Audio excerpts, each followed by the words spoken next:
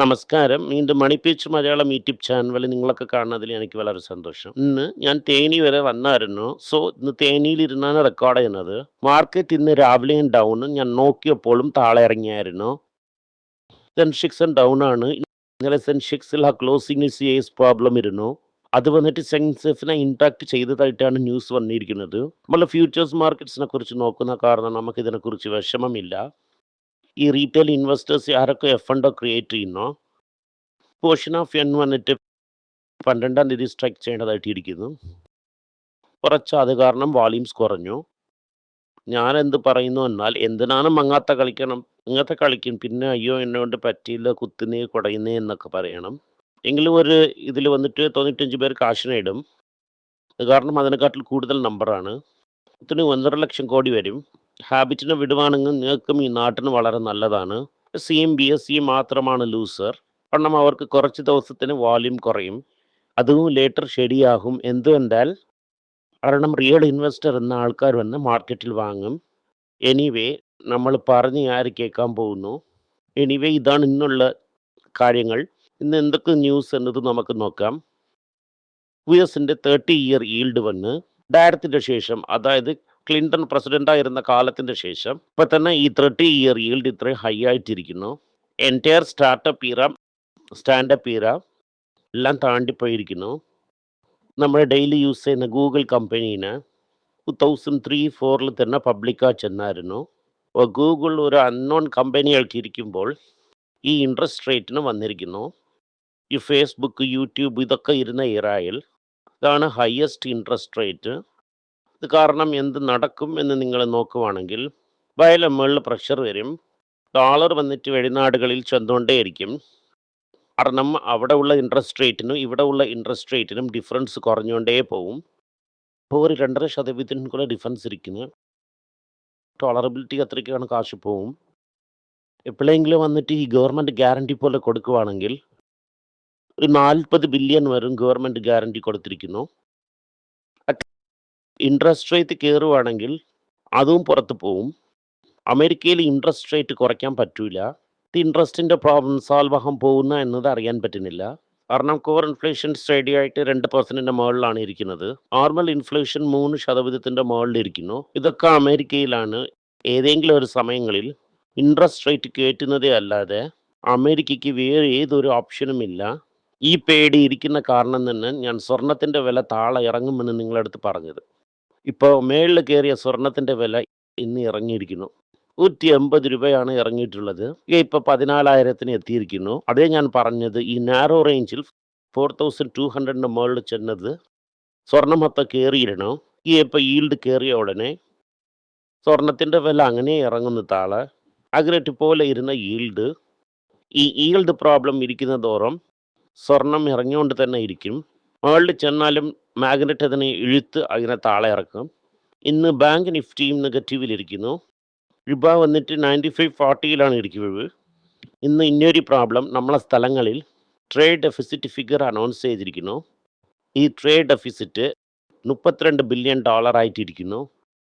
$32 billion എന്ന് പറയുമ്പോൾ നമ്മൾ ഇമ്പോർട്ട് $72 ബില്യൺ, എക്സ്പോർട്ട് $42 ബില്യൺ.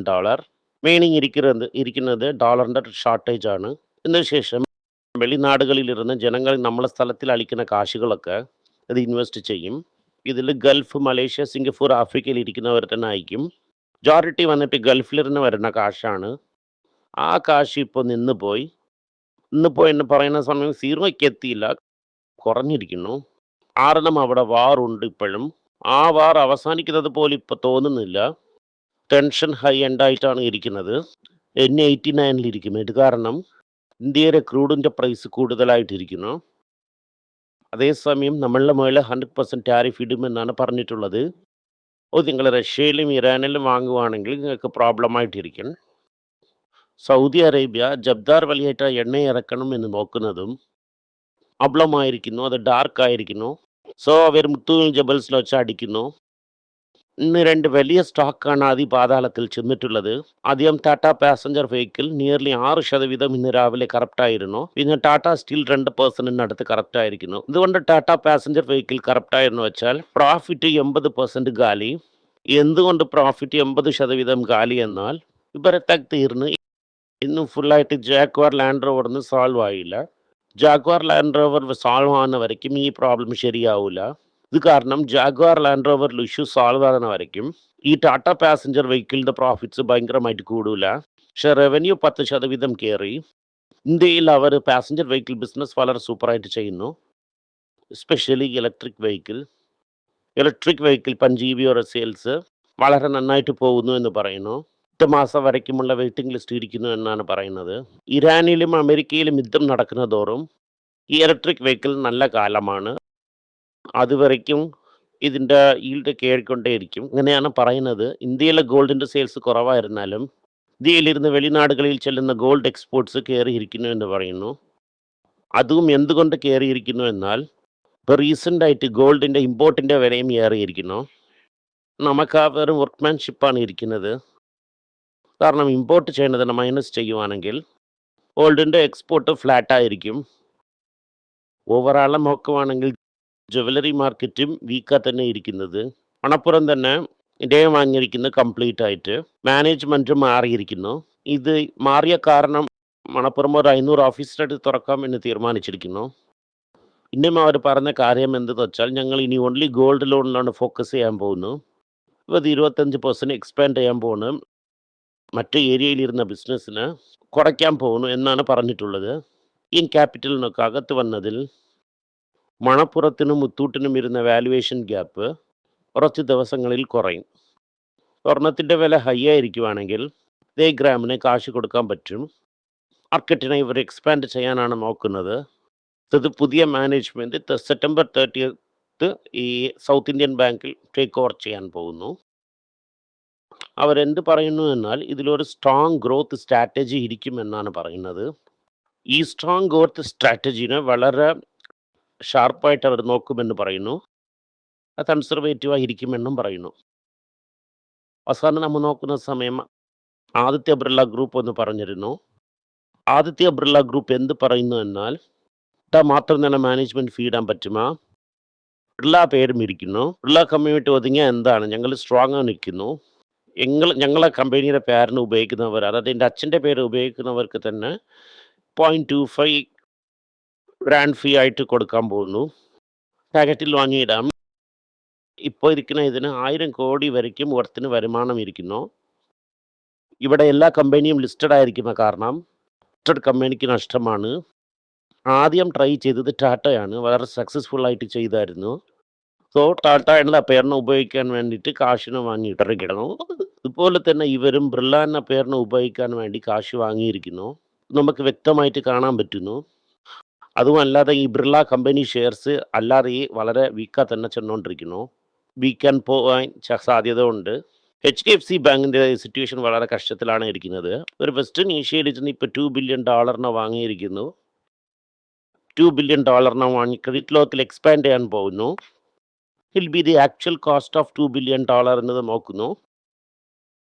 എന്ന ദിവസത്തിലാണ് തിരികെ കൊടുക്കാൻ പോകുന്നു. പിന്നെ അതിൻ്റെ ഡിപ്രീസിയേഷൻ എത്രയാണ്, കോസ്റ്റ് എത്രയാണെന്ന് വർക്കൗട്ട് ചെയ്യുന്നു. HDFCക്ക് ക്യാപിറ്റലിൻ്റെ ആവശ്യം ഇരിക്കുന്നു.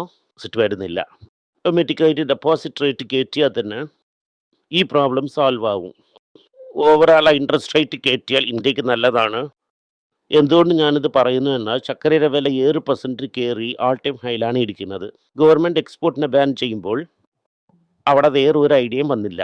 കാരണം എല്ലാ ഷുഗർ സ്റ്റോക്കും ഹൈയിലാണ് ഇരിക്കുന്നത്.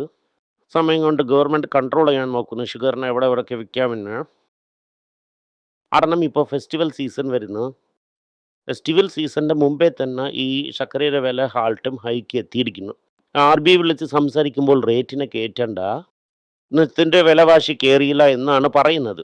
പക്ഷെ മാർക്കറ്റിലിരുന്ന് നമുക്ക് വരുന്ന ന്യൂസ്, ഇതേ പേപ്പറിലിരുന്ന news sugar all time high എന്നതാണ്. ഒക്കെ നോക്കുന്ന സമയം എന്താണ് നടക്കുന്നു എന്ന് നമുക്കൊന്നും മനസ്സിലാവുന്നില്ല.